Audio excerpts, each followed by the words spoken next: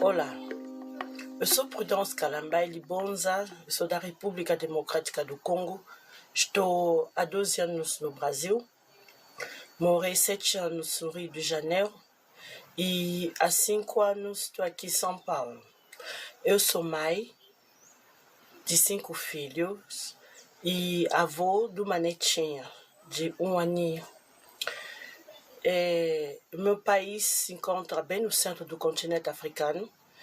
Ele é chamado como uma referência ao coração da África. Infelizmente, o meu país se encontra com problemas, situação política muito crítica, né? E mexeu na economia e está mexendo muito na população interna. Então, isso que faz de que muitas vezes congoleses que têm possibilidade ou oportunidade de poder sair do seu país e migrar no outro, pedir refúgio também no outro país. O Congo é um país lindo, com muita riqueza, a capital que é Kinshasa, e está afetando há mais de 20 anos uma guerra na parte leste. Infelizmente, e praticamente a mídia brasileira não fala muito, nem fala, né, da República Democrática do Congo, que é uma história muito importante que a população deveria saber, conhecer, falar também sobre essa guerra esquecível, né, que há muitas mulheres, falando de mulher, nós estamos no mês de mulher, que muitas mulheres não têm essa oportunidade de voz, de fala, essa oportunidade de poder comemorar, né, lutar sobre a liberdade ou a fim da violência de escravação sexual, né? E crianças também que estão sendo capturadas e mentidas no trabalho escravo para poder pegar os minérios. Então, é muita coisa. Então, eu acredito que nós estamos no momento que deve ser falado sobre essas mulheres que têm voz caladas. Enfim, eu não vou entrar muito em detalhe lá, porque a situação é muito grande, né? E muito crítica também. Eu não estou aqui para poder minimizar o meu país, mas eu levei o relato para poder as pessoas, o povo brasileiro, os outros países entender a situação que se encontra na República Democrática do Congo, que precisa de olhar, de atenção também e de apelo, né? É uma forma de apelo, de grito que a minha população está precisando. Eu saí da República Democrática do Congo, um país vizinho que é Angola. Eu fiz uma travessia muito longa, muito crítica também, mas Deus é amor e eu consegui chegar até a capital desse país. Ao chegar lá, capital que é Luanda, daí que eu me aproximei muito mais do Brasil, assistindo a novela brasileira. E eu não falava português, porque o meu país nós temos uma língua oficial que é francês, mas 4 línguas nacionais, que é Lingala, Swahili, Chiluba e Kikongo. Mais 700 etnias. Então, a língua portuguesa foi uma primeira língua que eu tive que aprender. Foi um problema grande, né? Uma barreira enorme para mim. Mas mesmo assim, a paixão do Brasil foi tão grande que eu queria conhecer o Brasil, eu queria morar aqui, vendo telenovela, né? Eu me apaixonei, uma coisa assim, do nada, vim parar por aqui. Desci no Rio de Janeiro, onde eu vivi há 7 anos. Eu passei com várias coisas, situação crítica, difícil.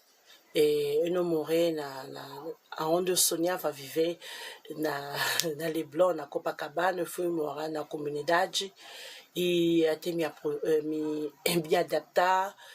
Enfim, foi uma longa história, um longo momento que eu passei como mulher, vindo para cá, grávida com uma criança na mão. Aliás, quando eu cheguei no Brasil, eu cheguei grávida com uma filha, né? A minha filha que eu fiz a travessia do Congo para Angola. E daí que um dia eu decidi morar, sair do Rio de Janeiro para tentar outra oportunidade aqui em São Paulo. Porque sempre ouvi dizer São Paulo é a terra de oportunidade. E como assisto muito televisão, sou uma pessoa que se apaixona muito. A paixão de São Paulo cresceu cada vez mais vindo aqui. Eu decidi vir para cá morar com minha família toda. Meus 4 filhos nasceram no Rio de Janeiro. Aliás, o pai dos meus filhos veio depois, né? Ficamos juntos e tivemos 4 filhos a mais. E decidimos vir morar aqui em São Paulo. E São Paulo, quando eu cheguei, a realidade também era outra, porque cheguei em 2015, a situação era muito crítica também por todo mundo, emprego era difícil, aí meu companheiro não conseguia ter emprego. Eu que decidi começar a trabalhar. Nós moramos na casa dos amigos e um dia deveríamos sair daquela casa porque era muita gente para vir poder morar aqui no. Eu decidi de correr atrás do emprego porque a gente morou na ocupação, não tinha mais possibilidade de situação para poder alugar casa. Eu fui morar na ocupação lá na República. Depois de uma situação que aconteceu dentro da ocupação, eu me vi que eu deveria procurar casa, né? Condição um pouquinho melhor para meus filhos. Eu fui fazer, naquele momento não conhecia ainda ninguém, lá na Missão Paz, eu fui fazer a fila na Missão Paz para ter meu primeiro emprego aqui em São Paulo. Eu trabalhei na confeitaria, daí que lá dentro eu fiquei a demorar muito tempo na confeitaria porque era muita discriminação, né? Você mãe, você mulher, negra, e a chefe me pedia dançar no meio do trabalho. Ela me pedia a não falar mais, não pedir mais, exigir para a gente não falar mais no seu idioma, porque não fui eu só que fui colocada na emprego, foi mais uma colega também congolesa, que nós fomos proibidos a falar nosso idioma, que as pessoas diziam que a gente estava fofocando, então proibimos falar nosso idioma. Uma vez eu fiz uma fala para a chefe, eu perguntei se entrasse um americano falando inglês aqui, você ia proibir? Então, foi essa colocação que me deixava mais muito sem noção como é que uma pessoa que vai no lugar para poder pedir o trabalho, para colocar os imigrantes dentro do trabalho, né? Essa forma de colocar os imigrantes dentro da empresa e praticamente quando esses imigrantes vão trabalhar e elas não são bem vistas. Esses imigrantes vivem muitas vezes várias discriminações. Então, são coisas reais, porque eu presenciei isso. A história é tão longa, porque o tempo é curto, e de que com tantas coisas que eu passei, que infelizmente uma vez chegou a separação, que eu me encontrei sozinha com 5 crianças. Eu me vi na frente de uma situação que eu não sabia como começar. Aí eu fiz uma fala com meu Deus no quarto. Eu falei, Senhor, o que eu vou fazer para poder sustentar essa família grande? O Senhor me falou, te dê a sabedoria e a inteligência, usa-la. Aí eu comecei a ensinar como maratobante, por isso hoje em dia eu tenho orgulho de cada vez mais quando passo, me ver com turbante na cabeça, é um símbolo da minha imagem, um símbolo de uma referência de uma mulher, mãe, solo, que eu me vi na frente de uma situação, eu não queria ser chamada de uma pessoa coitada, que alguém que poderia me dar arroz, para ser criticado no final. Eu me dediquei a ensinar como amarrar turbante para ser uma fonte de ganha-pão. Por isso, eu tenho muito orgulho, eu tenho muita dedicação, muito sentimento, amor, prazer, quando eu sempre me apresento na frente do público usando meus turbantes para mostrar como é que esse turbante se tornou hoje. Essa ideia de poder amarrar turbante me levou a ser uma pessoa que hoje não tô sem palavra a dizer. Eu não tenho milhões, mas eu agradeço a Deus pela iniciativa, pela força, pela capacidade que Ele me deu. Foi uma forma de poder me virar para criar essa família grande. Ensinar como maratobante, contar minha história, a minha trajetória, da forma que eu saí do Congo, atravessando o Rio, no barco, entrando no mato, separadamente da minha filha, ela no Kombi, eu no mato, porque a história é tão grande e longa. E aí depois, chegando no Brasil, e lutando, presenciando cada vez mais o racismo, porque no meu país nunca fui chamada de mulher negra, eu fui chamada de Prudence. Até quando eu fui Miss em 2004, era chamada de o título era Prudence Kalambai Miss Bibile, que significa mulher bonita. Mas então, nada a ver que não fui colocada lá mulher negra, porque eu sempre fui vista, colocada como ser humano, porque eu sou. Então, toda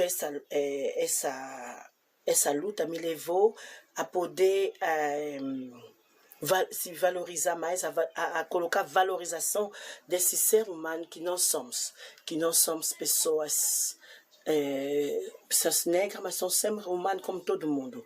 Essa separação,